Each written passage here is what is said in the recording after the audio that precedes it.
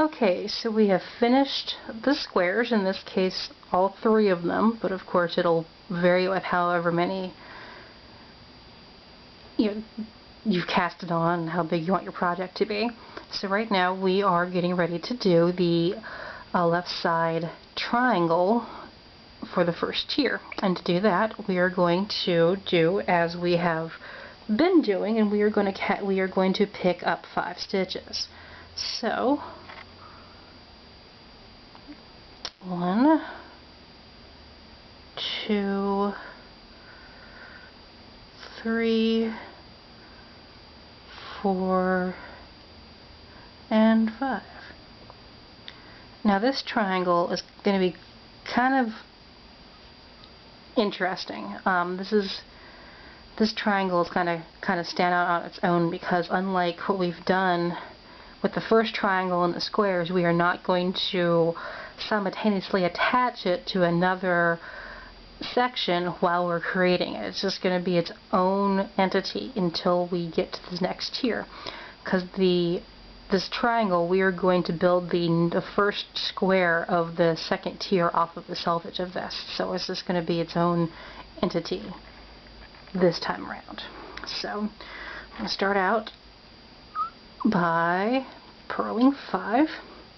And what we're going to do, because this is a triangle, we are going to knitwise the last 2 stitches in the triangle we are going to decrease the same way we have been with the slip slip knit. So there's nothing out of the ordinary than what we've been doing thus far. And you're going to do this until there's only 1 stitch left over on the left needle. And then you are going to pick up some stitches to create the square. Now what makes this little corner different is you are not going to pick up 5 stitches. The single stitch that I said will be left over is going to count as the first stitch of that square. That's what makes this little part here a little bit out of the ordinary. And usually when I'm doing this, I haven't done it in a while, this is the only part that I really have to look at if I haven't done it in a while. So there we go, 3 stitches, and purl, purl, purl, purl,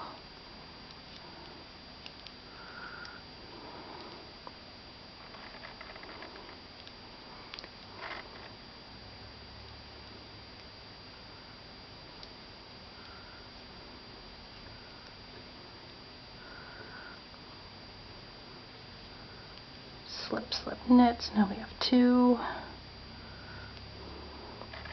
You see what I mean about this working quickly? And that way, doing this is actually rather gratifying once you get your mind wrapped around it. It starts to look like how it's supposed to look pretty early on in the process.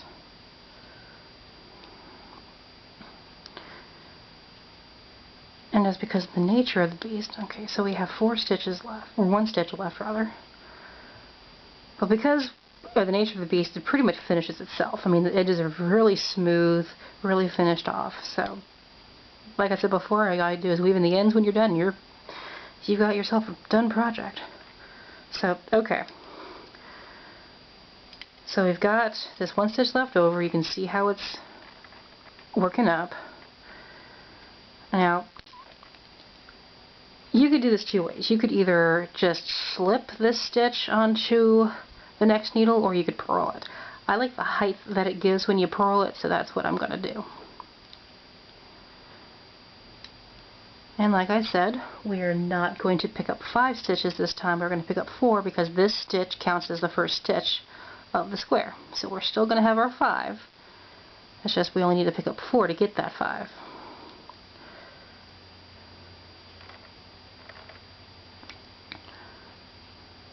Now, this is going to look very familiar. This is why this is so easy to memorize, because this is pretty much almost identical to what we've done before, but instead of doing it, you know, knit-wise with all of the decreases, you're doing this purl-wise. But it's the same principle. You're still picking up 5 stitches, you're still doing one increase to attach one element to the other.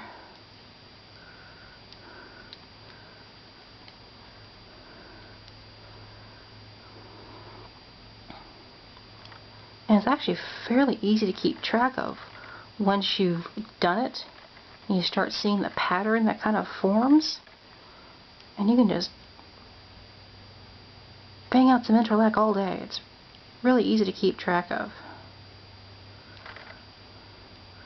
Alright, so I've purled 4. Alright, so I've got the last stitch here on the triangle, or on the picked up stitches, and I've got the first stitch on this one square, so we just got to attach them with a decrease. In this case, because it's done purl-wise, we're going to do a purl 2 together, and slip off, and that's it. So we're going to keep going.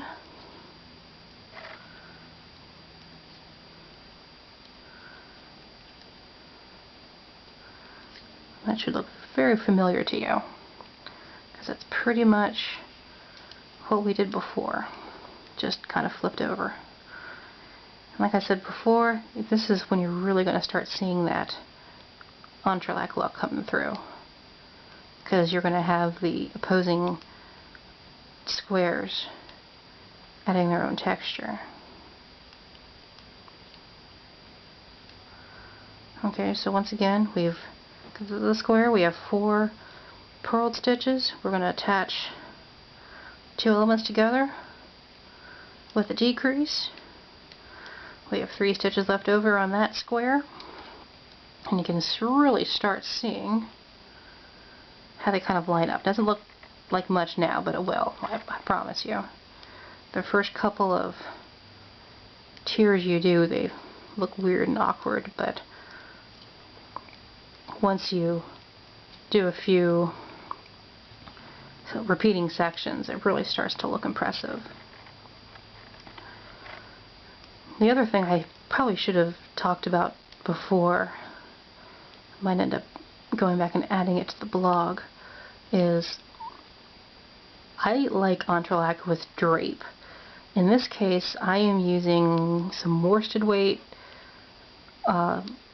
yarn with some size 8 needles, not too tight, not too loose, just enough for a little bit of drape, a little bit of movement, which this style really works well with. You don't want it too loose, because then it'll look sloppy. You don't want it too tight, because then it'll just be too stiff. It won't look great. Now, that said, this works really well with felting.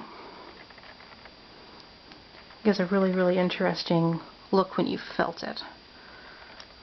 Of course, I'm knitting with cotton, so that won't work too well in this case, but you get the idea.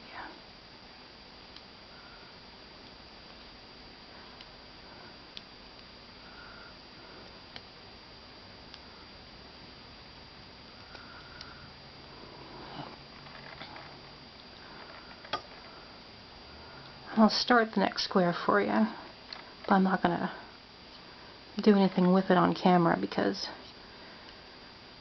well, I've done this square and it's pretty much exactly like the other tier.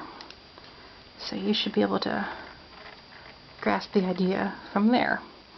Now, what you're going to do when you're done with this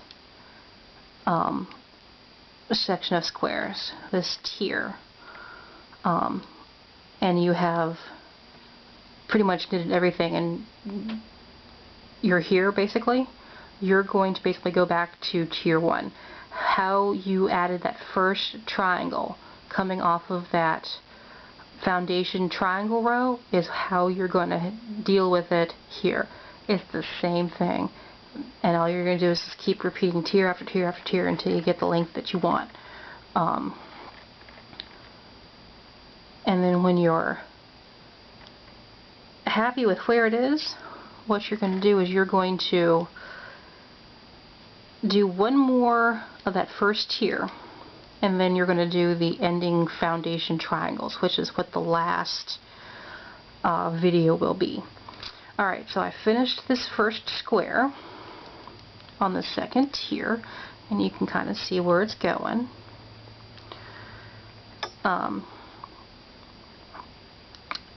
Of course, once we get another tier in, you'll have another triangle here, so it'll start getting that woven look. But it's getting there, and you can see where it's going. About this time, the first time I ever did Entrelac was when I really started getting satisfied. I really felt like I was doing it correctly. The first time I did it was maybe, heck, 5-6 years ago. And I saw a picture of it online with that mysterious word, so I Googled it and I figured it out, and it was really cool. So of course, just starting that next square.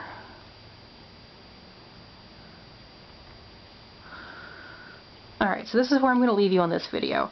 We've finished this first square on the second tier, and I have picked up the stitches for the second square of the second tier. And just like we did with the first tier in this square, you're going to turn this over, knit across, and then slowly merge these together. And I'm going to do a few rows, well, not rows, but tiers to get some length on it. And then I will show you the final triangles.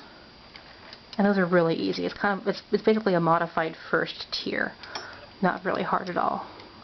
So there we go.